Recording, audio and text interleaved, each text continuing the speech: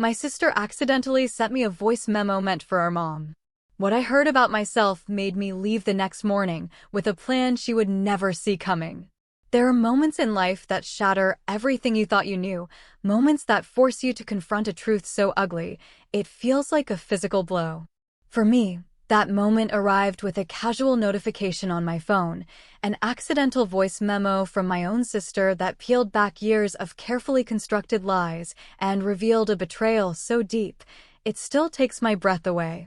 At 28, I never imagined being back in my childhood bedroom, surrounded by old swim trophies and faded posters. Just 6 months earlier, I was thriving in Chicago as a junior designer at a top firm, building a portfolio, paying off loans, and loving my stylish Wicker Park apartment.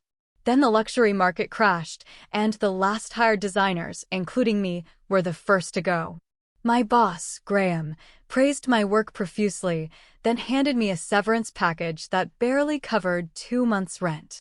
After 26 rejected applications and half my savings gone, I swallowed my pride and called my parents. Their house in Maryland was supposed to be a temporary landing pad, a 3-month regroup, especially since my sister, Jenna, and her perfect family were visiting from Boston for the summer. Jenna and I always had a complicated relationship, competitive, sure, but close. Or so I thought. The drive from Chicago felt like a retreat, each mile a step backward in a life I'd meticulously planned. When I pulled into our familiar driveway, Mom rushed out, her lavender perfume a comforting scent from my childhood. Dad waved from the door. But it was Jenna in the foyer, her blonde hair perfect, who greeted me with a laugh that didn't quite reach her eyes. Well, look what the economy dragged in. The prodigal designer returns. I forced a smile. Only my niece and nephew offered genuine enthusiasm, a small lift to my heart. That first dinner set the tone. Mom cooked all my favorites, but the conversation revolved entirely around Jenna's Boston real estate empire. We just closed on a waterfront property last week, she announced, cutting her chicken with precise movements. $1.7 million. Tyler handled the negotiation brilliantly. Dad beamed. I pushed mashed potatoes around my plate. That's impressive. I actually saw some job postings here. Morgan & Wells is looking for someone with commercial experience, which I have. A strange flicker, alarm, quickly masked, crossed Jenna's face. Oh, but I thought you loved Chicago? Wouldn't taking a job here be settling? Mom quickly jumped in. There's no rush, dear. Take some time to decompress after your setback. The way she said setback made my layoff sound like a personal failure. I noticed a quick glance exchanged between them. Growing up, we were always positioned as opposites. Jenna was practical, sociable, rule-following. I was the creative dreamer who questioned everything. She was homecoming queen. I skipped the dance for an art installation. She got straight A's. My report cards were full of A's in art and English, B's and C's everywhere else, which always dominated the conversation. Later that night, unpacking, I found my old sketchbooks full of designs. These concepts had been the foundation of my portfolio. A soft knock interrupted me. Jenna stood in the doorway, 2 glasses of wine. Peace offering, she said, extending one. I know coming home isn't easy. For a moment, it felt like old times. Your portfolio from Chicago, she said, gesturing to the leather case. Can I see what you've been working on? I hesitated, then pulled it out. As I showed her, explaining concepts, I noticed something odd. Instead of polite disinterest, she was asking detailed questions, taking mental notes. When I showed her my sustainable commercial space concept, which had won an industry mention, she studied it with unusual intensity. This is really good, Annie, she finally said, using my childhood nickname. Really innovative.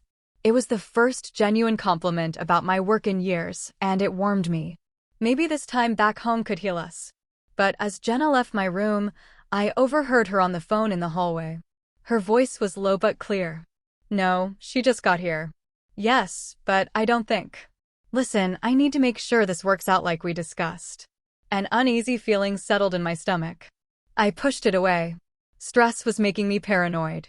But as I fell asleep, I couldn't shake the feeling that beneath the surface, currents were moving in directions I couldn't yet see. I just didn't realize how quickly I'd be pulled under. 2 weeks in, the awkwardness had become an uncomfortable routine. Mom asked about job searches with a mix of concern and judgment. Dad retreated to his woodshop. Jenna worked remotely, her professional voice carrying through the house. The first truly odd moment came when I found Mom and Jenna huddled in the kitchen, speaking in hushed tones. They immediately straightened when I appeared. "What are you two whispering about?" I asked. "Just Mason's birthday party plans," Mom said, too quickly. "His birthday is in November," I pointed out. Jenna laughed, a high, unnatural sound. "We book venues months in advance. The good places fill up fast." I nodded, unconvinced, but let it go. Later that afternoon, my old classmate Maya texted me, "Heard you're back. My boss at Riverfront Designs is looking for someone with big city experience. Interested?" My spirits soared. Riverfront was the most prestigious firm in the area. I texted back an enthusiastic yes before heading downstairs. I found Jenna and Mom flipping through photo albums. "Great news. Maya just texted about Riverfront. I have an interview next week." Mom's expression was carefully neutral. "That's nice, dear. But isn't Riverfront rather small?" "Actually, they've expanded a lot," I explained. "It could be a really good opportunity." Jenna's reaction was even stranger. Her smile was plastered on, her eyes starting to Mom. "That's wonderful. Truly. Though, I thought you wanted a break before jumping back in." "I never said that," I replied, confused. "I've been applying since I arrived." "Of course you have," Jenna said smoothly. "I just want to make sure you're not settling for the first thing that comes along out of desperation." The word stung. "I'm not desperate. Riverfront is a legitimate opportunity." "I'm sure it is," Jenna said, her tone suggesting the opposite. I retreated upstairs, bothered by their lackluster response. As I updated my portfolio, Jenna's voice floated up from below, urgent. Curiosity got the better of me. I crept to the stairwell. "We need to make sure she doesn't get it," Jenna was saying. "You know how she is when she gets fixated on something." My stomach dropped. Was she talking about me? About the job? I couldn't hear Mom's response, but Jenna continued, I know, but trust me, it's for the best. She'll thank us later." I backed away, my mind racing. Was I misinterpreting? Could my own sister actually be trying to sabotage me? It seemed paranoid, even for us. Over the next few days, I started noticing patterns. When I mentioned updating my portfolio website, our internet slowed to a crawl. When I scheduled a practice interview, Jenna suggested a family outing at the exact same time. When I mentioned projects I planned to highlight, she made subtly undermining comments. The gaslighting peaked during family movie night. "Remind you of anyone?" Jenna said, nudging Mom, as the main character lost her city job and returned home. "It's a common story arc," I replied. "Sure, but most people bounce back faster," Jenna continued. "She seems a bit like you, living in a fantasy world about her talents." The room went silent. Even Tyler looked uncomfortable. "Jenna," Mom warned. "What?" "I'm just saying, Anitra has always had big dreams. Nothing wrong with that. But sometimes you have to face reality about where your skills actually are." My hands trembled. "And what reality should I be facing exactly?" "Girls," Mom interjected. "Let's just enjoy the movie." "No, I want to hear what Jenna thinks my reality should be," I insisted. Jenna waved a dismissive hand. "Don't be so sensitive. I was just making conversation." "You know how Jenna jokes," Mom added, as if this explained everything. "I'm going to bed," I said, standing. In my room, I paced. Was I overly sensitive, or was something more calculated happening? That night, I made a decision that went against my trusting nature. I activated the voice memo app on my phone and set it to record during family conversations. A sanity check, I told myself. Little did I know, this decision would reveal far more than I was prepared to discover. The morning of my Riverfront Designs interview dawned bright. I'd been preparing for days, reviewing my portfolio, researching the firm. Despite the strange undercurrents with Jenna, I felt confident. This was my fresh start. I woke early, applied makeup, styled my hair, and put on my lucky navy blue interview suit and my grandmother's silver bracelet. As I put on earrings, my phone chimed. A voice memo from Jenna. My first thought was an olive branch, a good luck message. I tapped play, holding the phone to my ear. Mom, I need to talk to you about Anitra's interview today. Jenna's voice came through, clear, but with a tone I'd never heard before. Hard, calculating. I froze, mascara wand halfway to my eye. This wasn't meant for me.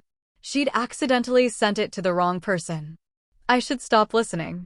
But then I heard my name again, and something in Jenna's tone made it impossible to turn off. I called Riverfront yesterday, Jenna continued. Spoke to someone in HR. I told them I was a former colleague from Chicago with concerns about her work ethic. Suggested they might want to verify her references more thoroughly. My hand began to shake. The mascara wand clattered to the counter. Mom, we can't let her get established here. You know what Dad said about possibly helping her start her own small design business if the job search doesn't pan out? Can you imagine?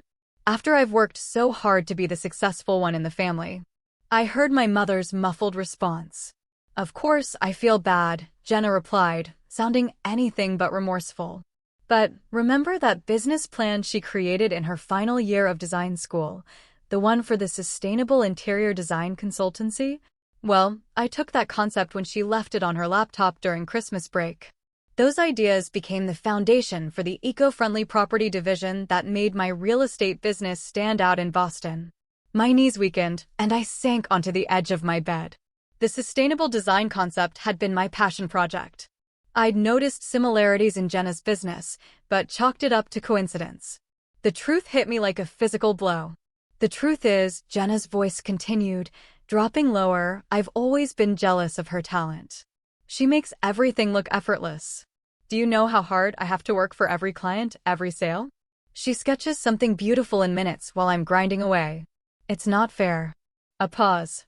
Yes, I know she's struggling right now. That's why this is the perfect time to make sure she finds something more suitable. Something that won't put her in competition with me. Another pause. I was thinking we could introduce her to Rick, Tyler's friend from college. He's not particularly ambitious either. He wouldn't mind dating someone unsuccessful. The voice memo ended. For several minutes, I couldn't move. My body felt disconnected from my brain as the implications washed over me in nauseating waves. My own sister had actively sabotaged my career. My mother was complicit.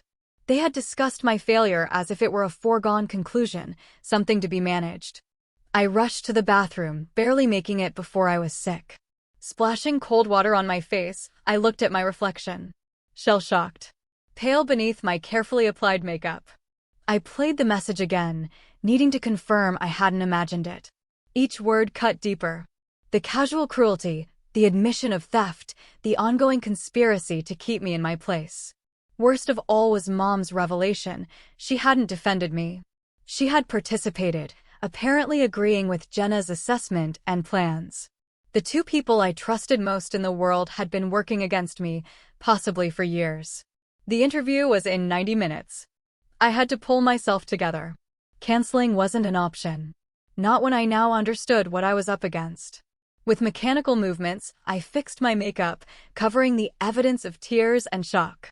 I straightened my suit, put on my professional mask, and walked downstairs. Mom was in the kitchen, Jenna at the table. Both looked up. You look nice, honey, Mom said. Big day today. Want some breakfast? Jenna asked, her smile not reaching her eyes. You need to keep your strength up. The normality of the scene was surreal. They had no idea what had been revealed. No thanks, I managed. I'll grab coffee on the way. Good luck today, Jenna called as I headed for the door. Though, you know what they say about luck. It's when preparation meets opportunity. Her words, once seemingly supportive, now rang with double meaning. I nodded without turning around, afraid my face would betray me. In my car, I placed my phone on the dashboard and pressed play on the voice memo one final time, listening to my sister's voice detail her betrayal as I drove toward an interview she'd already attempted to sabotage. By the time I pulled into the Riverfront Designs parking lot, something had crystallized within me. Beyond the hurt and shock was a clarity I hadn't felt in months. I now understood the playing field and the players. The only question remaining was what I would do with this knowledge. I nearly collided with a delivery truck. My hands shook on the steering wheel, and twice I had to pull over to collect myself. The voice memo played on repeat in my mind. Asterisk, I've always been jealous of her talent. We can't let her get established here. I called Riverfront yesterday. Asterisk somehow. I arrived at the sleek glass building. I sat in my car for several minutes, breathing deeply, reapplying lipstick. The woman who stared back looked composed on the surface, but her eyes held a new hardness. Maya was waiting in reception, her familiar face breaking into a smile. Anitra, so good to see you. Are you okay? You look a little pale. Just interview nerves, I lied. Thanks again for recommending me. Maya lowered her voice. Listen, something weird happened. Someone called yesterday asking about you, claiming to be a former colleague with concerns. Grayson, our creative director, mentioned it this morning. My stomach twisted. What did they say? Nothing specific, just that the firm should verify your credentials thoroughly. Grayson thought it was strange enough to mention to me since I recommended you. Corporate sabotage happens in this industry, but I never expected it for a position at our level. I nodded, trying to keep my expression neutral despite the confirmation of Jenna's interference. People can be surprisingly competitive. Well, it backfired completely, Maya said. Grayson is now extra interested. Anyone who inspires preemptive sabotage must be worth talking to, he said. A small flame of hope kindled in my chest. Perhaps Jenna's plan would fail after all. The interview room was bright and airy, with floor-to-ceiling windows overlooking the river. Grayson Turner, a tall man with salt and pepper hair, stood to greet me. Anitra Taylor, a pleasure. Your work on the Riverside Hotel in Chicago caught my attention. That ceiling installation was inspired. Professional pride straightened my spine. Thank you. That project had some unique challenges. For the next hour, I focused entirely on the interview, pushing thoughts of Jenna's betrayal aside. I walked Grayson through my portfolio, discussed my approach to sustainable design, and answered questions about my experience. Near the end, Grayson leaned back. I should mention we received a strange call yesterday. Someone claiming to have concerns about your work. I rarely mention such things, but it was unusual enough that I'm curious about your reaction. I took a deep breath. I appreciate your transparency. Without knowing exactly what was said, it's hard to address specific concerns, but I can tell you that my departure from Hartman and Associates was purely economic. They laid off their 5 most recently hired designers when they lost several major accounts during the recession. Grayson nodded. That tracks with what I've heard about market conditions. And frankly, your portfolio speaks for itself. He closed my presentation on his tablet. Which brings me to the next step. We'd like to offer you a position as a senior designer. I blinked. Senior designer, not junior or associate. Your Chicago experience puts you ahead of our current associates. The salary would be $85,000 annually with benefits and a quarterly project completion bonus structure. We'd need you to start in 2 weeks. Is that something you're interested in? The salary was $15,000 more than I'd made in Chicago. The position was a step up. And it was happening despite Jenna's attempt to sabotage me. Yes, I said, finding my voice. I'm definitely interested. Thank you for this opportunity. After finalizing details and signing preliminary paperwork, I walked to my car in a daze. The job offer should have been the highlight of my day, the solution to my problems. Instead, it was overshadowed by the voice memo revelations. As I sat in my car, my phone rang. Jenna's name flashed. I let it go to voicemail, but she called again immediately. Taking a deep breath, I answered. Hey, how did the interview go? Her voice was bright with false enthusiasm. For a split second, I considered confronting her, unleashing all my hurt and anger. But something stopped me. A strategic voice whispered that knowledge was power. And right now, I knew far more than she realized. It was fine, I said, keeping my tone neutral. They seemed interested. Well, don't get your hopes up too high. Regional firms can be very selective, but I'm sure something will work out eventually. Thanks for the encouragement, I replied, the words tasting bitter. Listen, I need to run some errands. See you at dinner. I ended the call and sat still, processing. I couldn't go back to that house tonight, not knowing what I knew. not with the pretense of normalcy when everything had been revealed as a lie. Instead of driving home, I went to my bank. I withdrew most of my remaining savings, enough to secure temporary housing and survive until my first paycheck. Next, I found a modest extended-stay hotel and paid for a week in advance. In my hotel room that evening, I sat cross-legged on the bed with my laptop. My phone buzzed repeatedly with texts from Mom and Jenna, asking where I was when I'd be home. I responded vaguely about meeting with former classmates and needing time to process the interview. As night fell, I stared out the window. This wasn't just about a job anymore. It was about reclaiming my narrative, my talent, my future. And as much as part of me wanted simple revenge, a wiser voice urged justice instead. Jenna had built her success partly on my stolen ideas. She'd actively worked to suppress my opportunities. My parents had enabled this dynamic. I opened a new document on my laptop and began typing, organizing my thoughts into what wasn't a revenge plot, but a strategic retreat.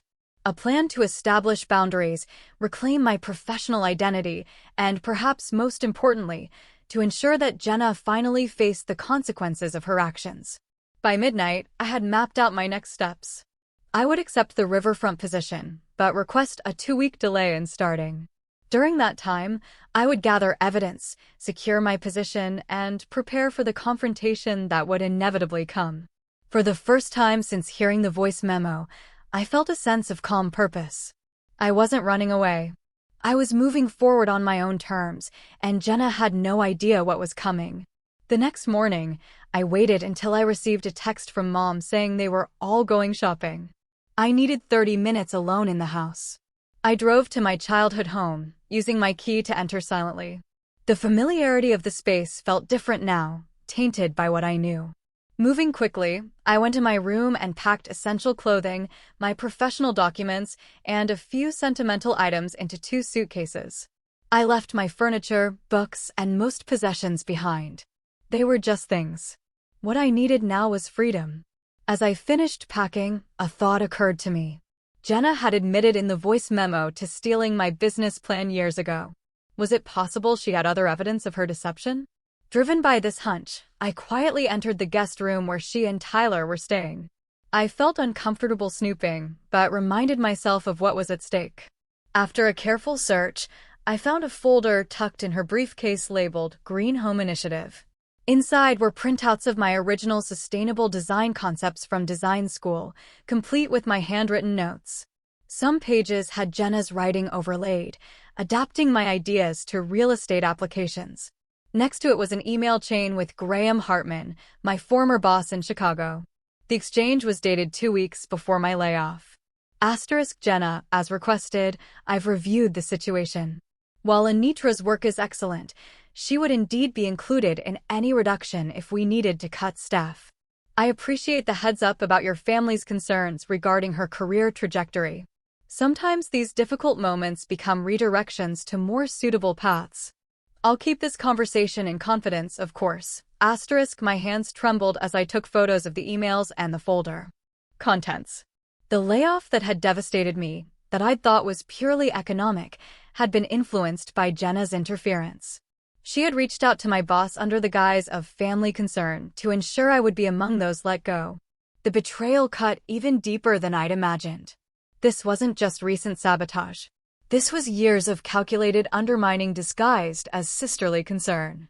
I replaced everything exactly as I'd found it and continued my swift packing.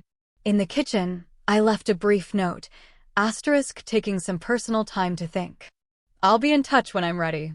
Please respect my space, Anitra. Asterisk no accusations, no revelations, just enough to buy me time while I implemented my plan. At the extended stay hotel, I transformed my room into a command center. I set up my laptop, organized the evidence, and began methodically building a foundation for my new life. First, I formally accepted the position at Riverfront Designs, but requested a start date in 2 weeks. I need to tie up some personal loose ends before beginning this new chapter, I wrote.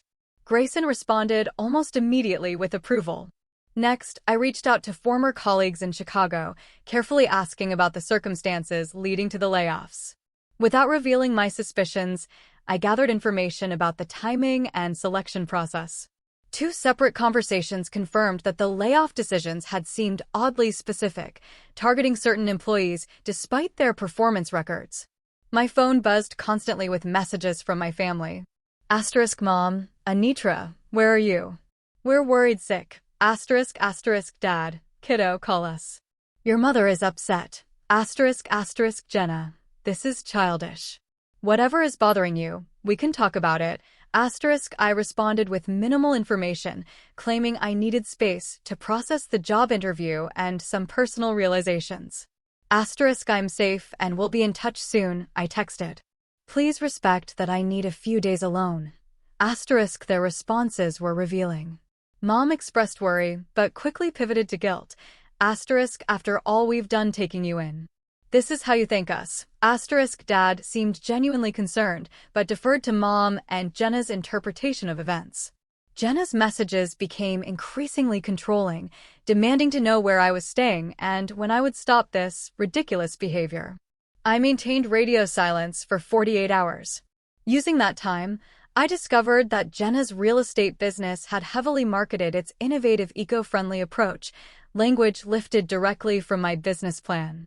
She had won a regional business award specifically for these initiatives, giving interviews about her original vision for sustainable housing.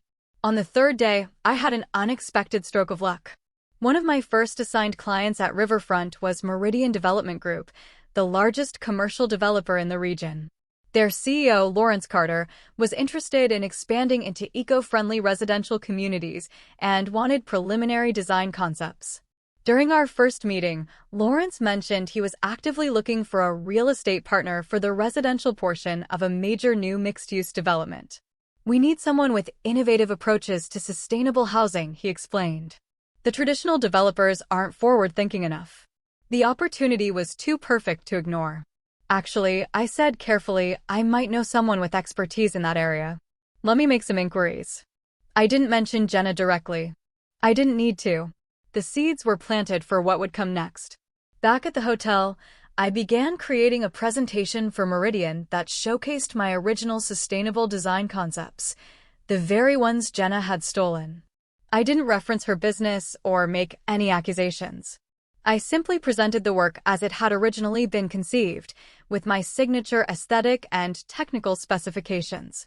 Meanwhile, my family's messages grew increasingly frantic. A week had passed. Mom left tearful voicemails.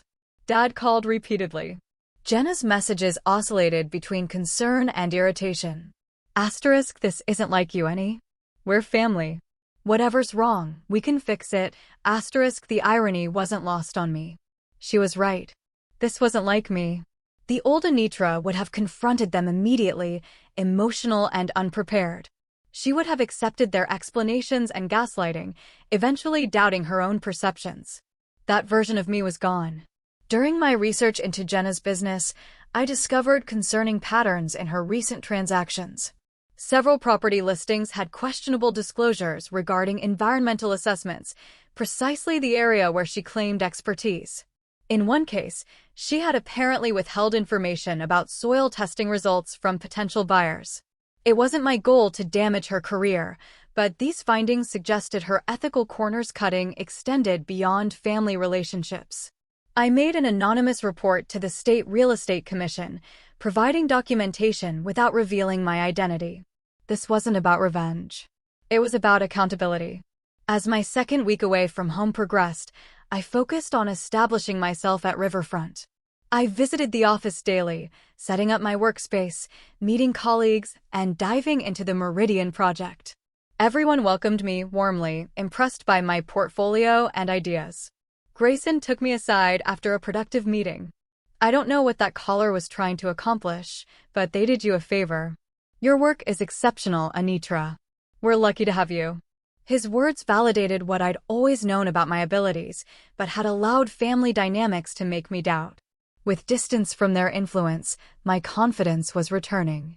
By the end of the 2 weeks, several things had fallen into place. My presentation for Meridian was complete and scheduled for the following Monday.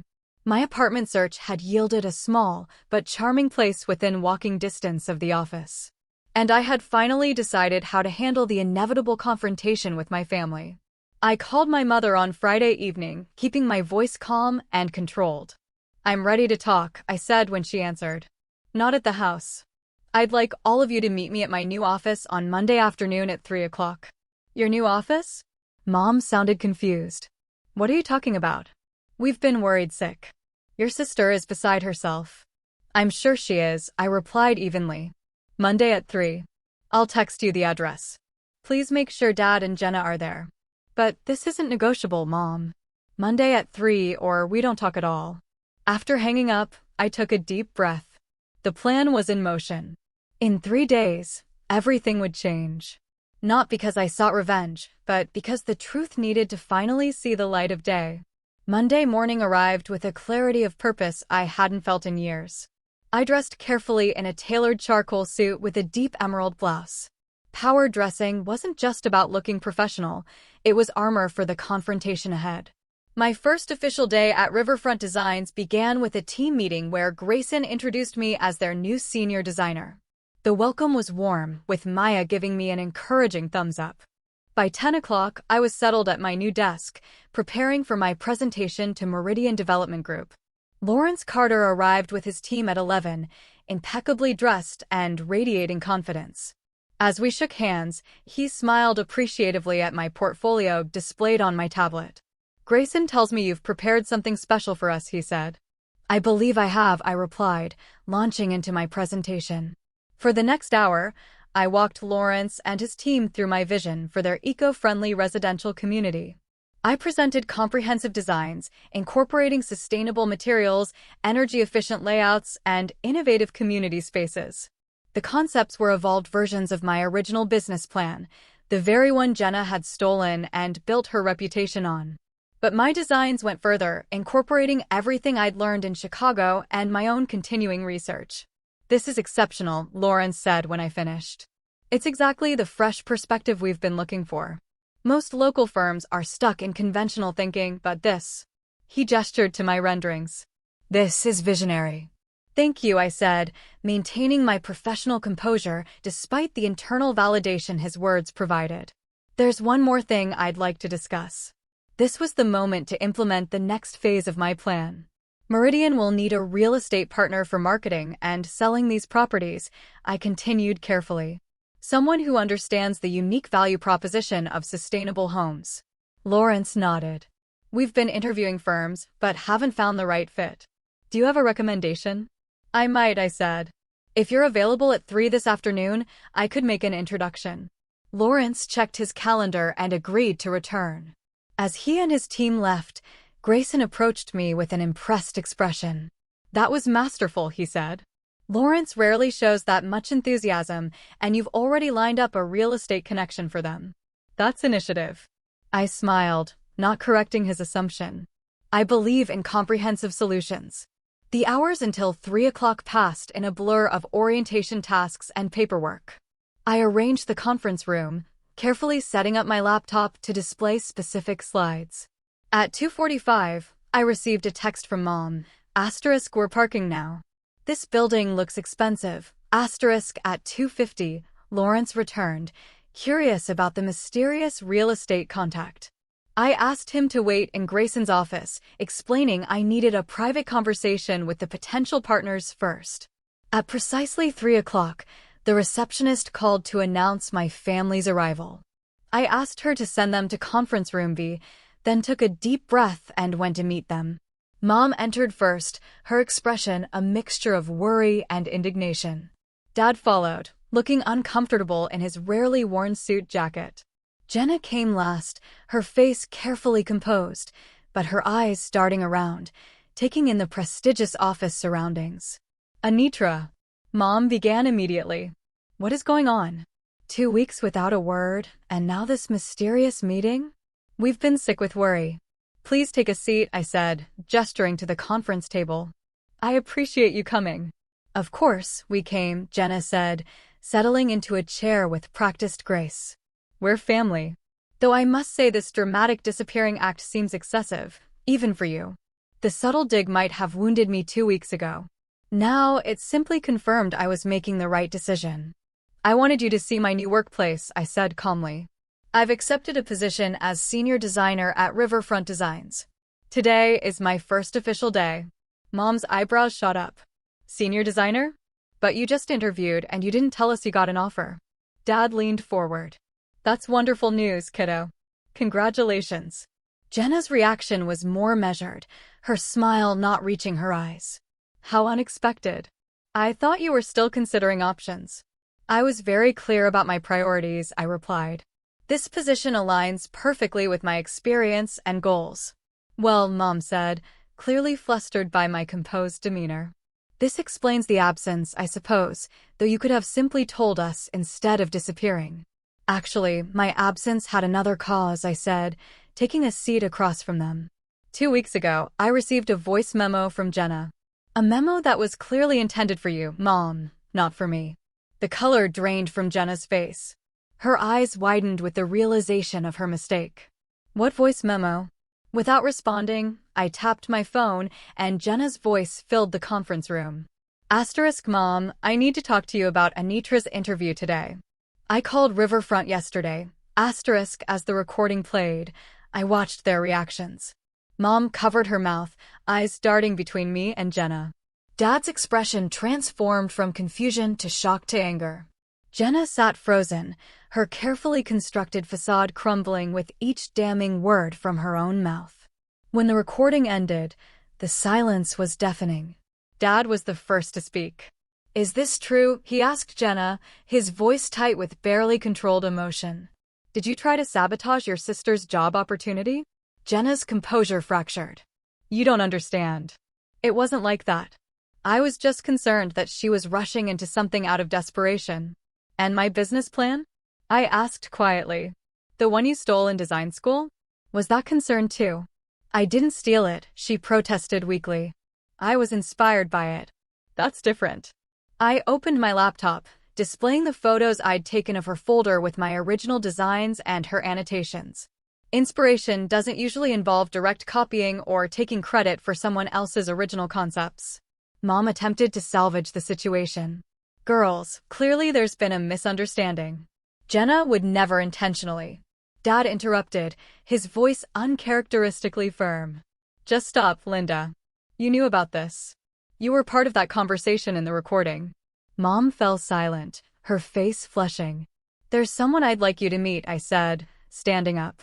I went to the door and gestured for Lawrence to join us. As he entered, I made the introductions.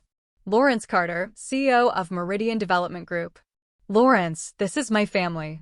And this, I nodded toward Jenna, is Jenna Taylor Morrison, the real estate agent I mentioned. Recognition flickered in Jenna's eyes.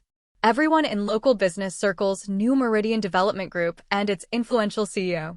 This was potentially the biggest client opportunity of her career, walking into the room at the exact moment her deception had been exposed.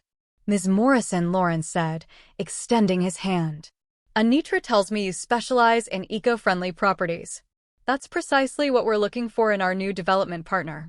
Jenna glanced at me, confusion warring with opportunity in her expression.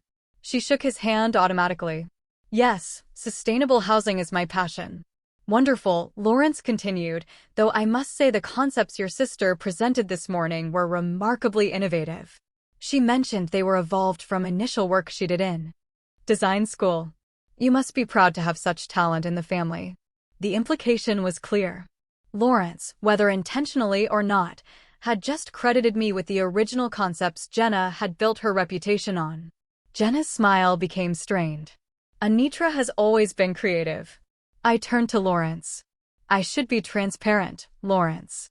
I invited my family here today to address some concerning issues regarding those very concepts we discussed this morning. Lawrence looked between us, sensing the tension. Is there a problem I should be aware of? Before I could respond, Jenna stood abruptly. Excuse us, Mr. Carter. This is a family matter that requires private discussion. Of course, he said smoothly. Anitra, perhaps we should reschedule our follow-up. Actually, I replied, I think it's important you hear this. Jenna's eco-friendly real estate approach was built on concepts she took from my business plan in design school. Concepts I've evolved and presented to you today. The room went silent. Lawrence's expression remained carefully neutral, but his eyes sharpened with interest. He was, after all, a businessman who had navigated countless complex situations. I see, he said finally. Family business collaborations can be complicated. This wasn't a collaboration, Dad said, surprising everyone. According to that recording, Jenna took Anitra's work without permission and has been actively working to suppress her sister's career. As her father, I'm ashamed and appalled. Jenna turned to him, eyes wide. Dad, you don't understand. I understand perfectly, he interrupted. I've watched you two compete your entire lives, but I never imagined it had gone this far. Lawrence cleared his throat. Perhaps I should give your family some privacy. Before you go, I said, I want to be clear that I didn't arrange this meeting for revenge or to damage anyone's reputation. The work I presented today stands on its own merits, regardless of its history. And Jenna, her business experience is valuable, regardless of how some of her concepts originated. Lawrence studied me for a moment, then nodded slightly, a glimmer of respect in his eyes. Integrity noted, Anitra. We'll be in touch about next steps. He shook my hand and left the conference room, closing the door behind him. As soon as he was gone, Jenna turned on me. How could you? Do you have any idea what this could do to my business? I didn't expose you, I said calmly. You exposed yourself when you recorded that voice memo. When you called my potential employer to sabotage me. When you stole my work years ago and built your reputation on it. I built my business through hard work, she snapped.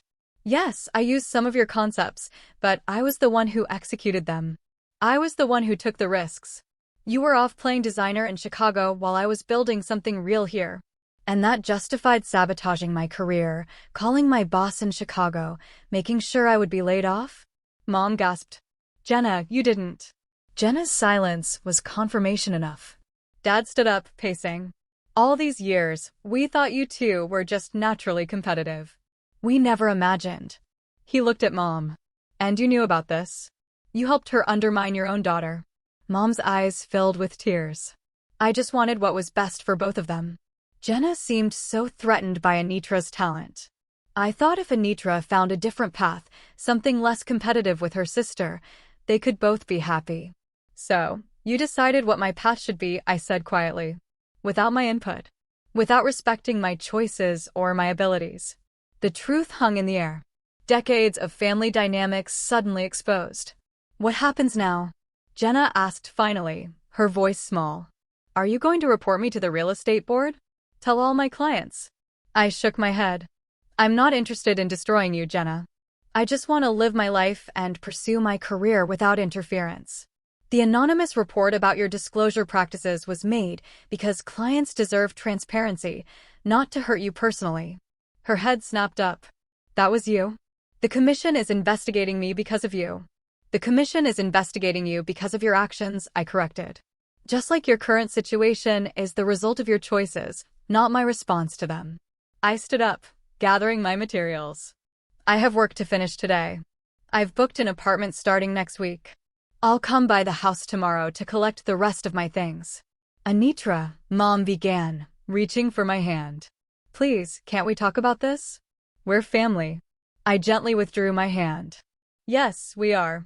And that's why this hurts so much. Family is supposed to support each other, not sabotage each other. I need time and space to figure out what kind of relationship I can have with you moving forward. As I walked them to the reception area, Dad hung back slightly. I had no idea, he said, his voice rough with emotion. I'm so sorry, Anitra. I should have seen what was happening. It's not entirely your fault, I replied. They were careful to keep you in the dark. Still, he shook his head. I'm proud of you. Not just for this job, but for how you handled this. You could have sought revenge, but you chose a different path. His words were a balm to the still raw wound of betrayal. Thanks, Dad. That means a lot. As they left, Jenna glanced back at me, her expression unreadable. For a brief moment, I thought I saw regret in her eyes. Then she turned away, following our parents out of the building that housed my new beginning. I returned to my desk, emotionally drained, but strangely peaceful. The confrontation I dreaded was over. The truth was out. What came next would be challenging. But for the first time in years, I felt like I was standing on solid ground, building my life on my own terms. 6 months after that pivotal confrontation, I stood at the windows of my office, watching autumn leaves dance across the parking lot. So much had changed. My promotion to design director had come through just last week, following the unprecedented success of the Meridian Eco-Community project. My small but stylish apartment now felt like home, decorated with pieces that reflected my aesthetic, free from any family expectations. The most profound changes, however, were internal. The journey from betrayal to rebuilding had transformed me in ways I never anticipated. In the immediate aftermath, I experienced a tsunami of emotions, rage that left me screaming into pillows, grief that ambushed me, paralyzing anxiety about trusting anyone again. For 3 weeks, I threw myself into work, collapsing into exhausted sleep at night. It was Maya who finally intervened, showing up at my apartment with takeout. "You're not okay," she stated simply. "And pretending you isn't helping." That night, I finally broke down, telling Maya everything. Her suggestion for therapy was gentle but firm. "Some betrayals are too big to process alone," she said. She was right. Dr. Winters, a therapist specializing in family trauma, helped me understand that what I'd experienced wasn't just sibling rivalry gone wrong. It was a systematic pattern of undermining and gaslighting that had shaped my self-perception for years. "Your success threatens the family narrative. She explained. Your sister as the achiever, you as the dreamer. Your parents enabled this dynamic because it was comfortable and familiar, not because it was true or healthy." Gradually, I built a new support network. Colleagues became friends. I joined a local design association. I started a small side project, renovating furniture for a women's shelter, finding healing in creating beautiful spaces for those rebuilding their lives. As for my family, those relationships evolved in unexpected ways. Dad was the first to reach out meaningfully, asking to meet for coffee a week after the confrontation.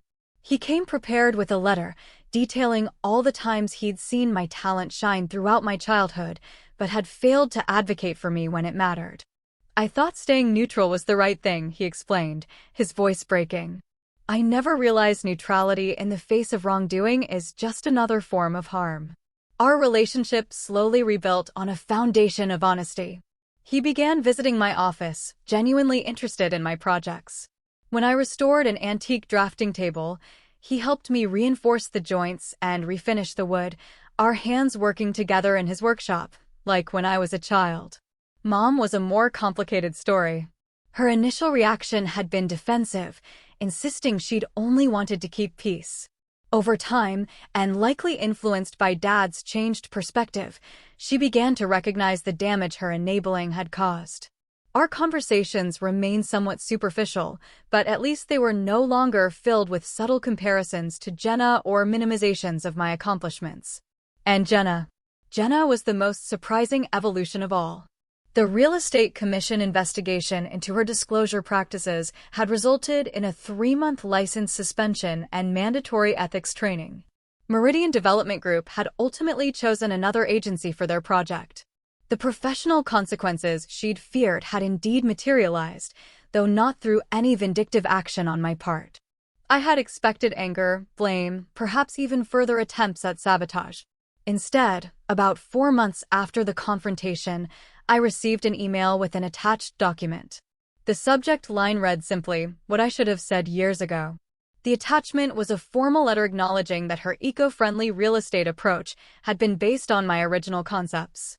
She had sent copies to the State Real Estate Board, the local business association that had given her awards, and several industry publications.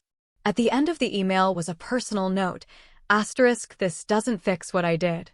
Nothing could, but it's a start. When you're ready to talk, I'm ready to listen." It wasn't an explicit apology, but from Jenna, this public acknowledgement represented a seismic shift. I didn't respond immediately, needing time to process. 2 weeks later, we met at a neutral location, a coffee shop downtown. The The conversation was awkward, halting, nothing like the polished interactions of our past. Jenna looked different, less perfectly put together, more authentically present. Tyler left, she said abruptly, after we'd exchanged uncomfortable pleasantries. Said he didn't know who I really was anymore. Took the kids to his parents for a while. I'm sorry, I said, and meant it. Despite everything, I never wanted her children to suffer. She shook her head. Don't be. It forced me to look at myself. Really look at what I'd become, at what I'd done to you. She met my eyes directly. I was terrified of you, Anitra. Always have been. Your talent, your authenticity, everything seemed to come naturally to you. Nothing came naturally, I corrected her. I worked incredibly hard. You just never saw it because you were too busy trying to ensure I didn't outshine you. She nodded, accepting the harsh truth. I know that now. I've been talking to someone too, a therapist. Trying to understand why I felt so threatened by your success that I actively tried to prevent it. We talked for nearly 3 hours that day, peeling back layers of our shared history, examining the competition that had defined our relationship since childhood.